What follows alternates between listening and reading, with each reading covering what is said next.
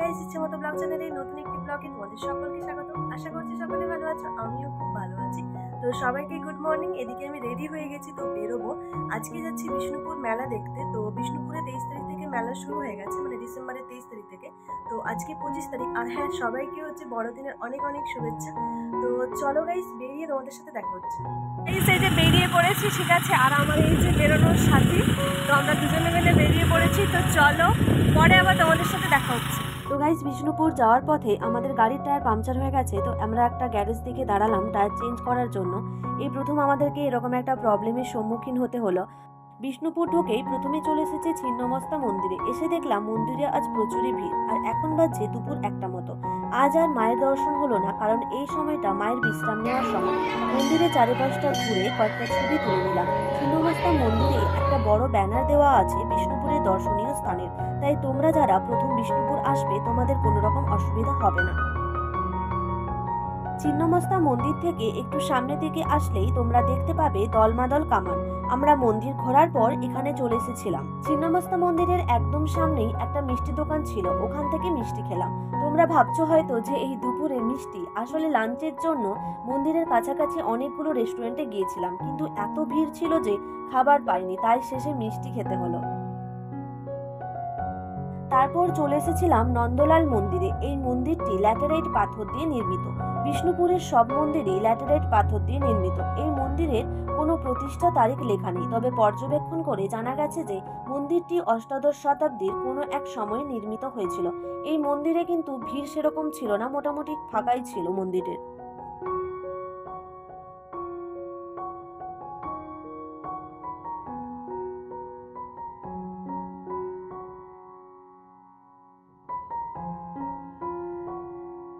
নন্দলাল মন্দির থেকে একটুখানি সামনের দিকে আসলেই তোমরা দেখতে পাবে কালাচাঁদ মন্দির।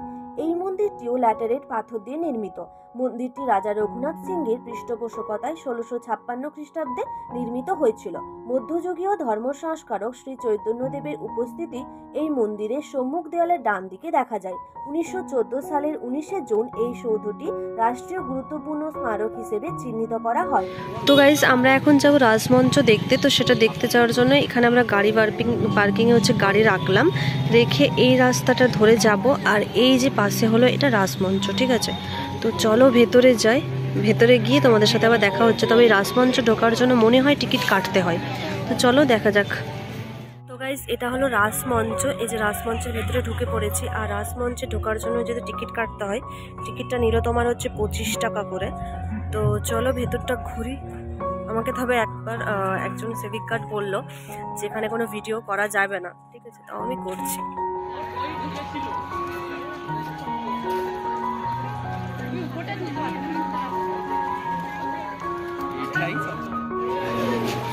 এবারে আমি একটা ভিডিও করব।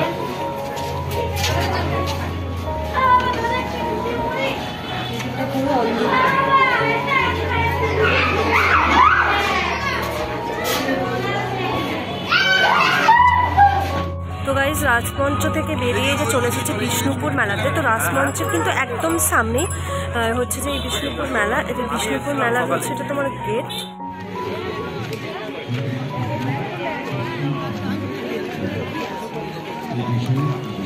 ওটাই মূল মঞ্চ, ওটা মূল মঞ্চ। মেলাতে এসে প্রথমে আমি গেলাম ব্যাগের দোকানে। এখানে বিভিন্ন ধরনের ব্যাগ আছে, প্রতিটা ব্যাগের দামও কিন্তু খুবই কম। আর এই ব্যাগগুলো তারা নিজেরাই বানায় আর কি, হাতে করে। তো অনেকগুলো ব্যাগ দেখার পর আমার এই অরেঞ্জ কালারের ব্যাগটা পছন্দ হলো, আর এটার দাম নিয়েছিল 160 টাকা। এই মেলাতে আমি যতগুলো দোকান ঘুরলাম, প্রতিটা দোকানের জিনিসই কিন্তু হাতের তৈরি। আর সত্যি কথা বলতে, হাতের কাজ যে এতটা সুন্দর হয়, এই মেলাতে না আসলে আমি সত্যিই বুঝতে পারতাম না। জিনিসগুলো কিন্তু খুবই সুন্দর, যেটা দেখবে সেটাই পছন্দ হয়ে যাবে, মনে হবে যে নিয়ে নিই। এই দোকানটাতে শুধুমাত্র ছিল বেতের তৈরি জিনিস, যেমন তোমার হাত পাখা, ঝুড়ি, ফুল তোলার ডালি। বিষ্ণুপুর মেলাতে আমি এই প্রথমবার আসলাম, এর আগে আমার কখনো আসা হয়নি এই মেলাতে। যদিও আমি ভেবেছিলাম যে রাত্রিবেলাতে আসবো, কিন্তু শুনেছি যে রাত্রিবেলায় প্রচুর ভিড় হয়, তাই দিনের বেলাতেই চলে আসলাম। আর সত্যি কথা বলতে দিনের বেলাতেও কিন্তু প্রচুরই ভিড়।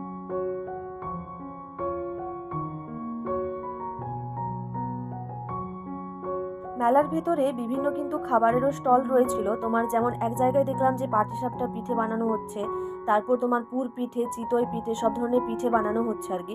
তো আমি একটা মোমোর দোকান দেখে দাঁড়িয়ে পড়লাম মোমো খাওয়ার জন্য। আর আমি সচরাচর বাইরে বেরোলে চিকেন মোমো খাই না, কিন্তু এখানে যেহেতু ভেজ মোমো ছিল না তাই চিকেন মোমোই খেতে হলো। টেস্টটা মোটামুটি ছিল।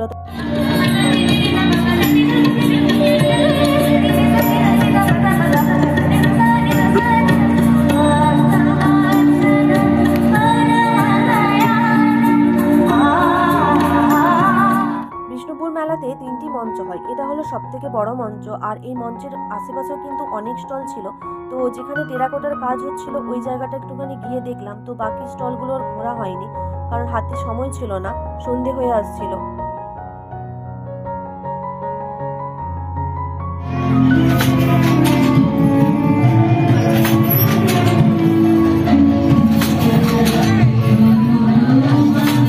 জানতাম না যে বিষ্ণুপুর মেলা এতটা বড় হয়। আমার তো কয়েকটা দোকান ঘোরাই হলো না। আর তার সাথে যেখানে নাগরদোলা আর মিষ্টির দোকান ছিল সেই দিকটাও আমার ঘোরা বাকি রয়ে গেছিল। মেলা থেকে সবার শেষে নিয়েছিলাম পোড়ামাটির কাপ ও প্লেট। এগুলো আমার অনেক দিনের নেওয়ার শখ ছিল আর কি। তো আজকে সেটা যা হোক পূর্ণ হলো। আর এই দুটো না 4টা কাপ নিলাম আর 4টা প্লেট নিয়েছিলাম। তো একই রকম ছিল আর কি দেখতে। জামনিতে ঠুকাঠুকিতে ভাঙবে না, হাত থেকে না। জামনিতে ঠুকাঠুকিতে ভাঙবে না, হাত থেকে না পড়াও।